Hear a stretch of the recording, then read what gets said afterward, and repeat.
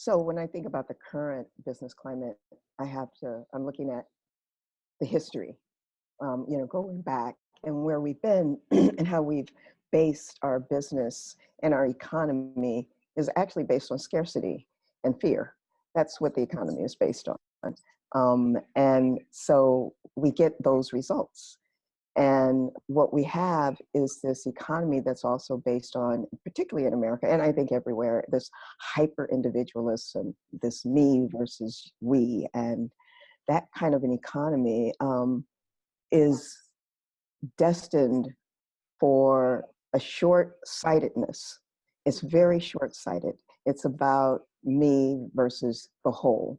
And so, and it's also based on this mindset that we have, where humans, we run the roost, we have dominion over the earth and over all other species and hierarchy amongst us all. And that kind of dominion kind of feeling that, or this belief that we have, has caused such damage to the planet and to each other.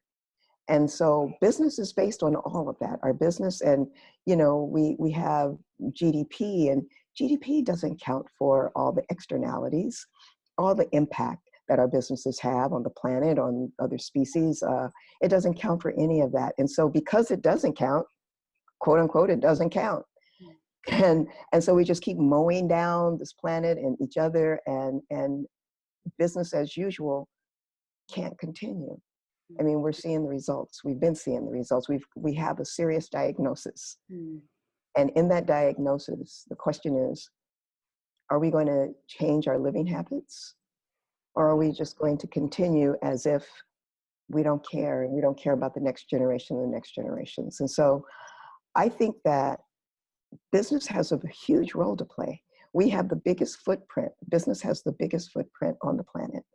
And so decisions and leadership, business leadership, is so critical that we need to actually really look at and connect the dots of our own work, the business that we are in, our product and services, our supply chain, everything about it, and really look and see the impact that we're having.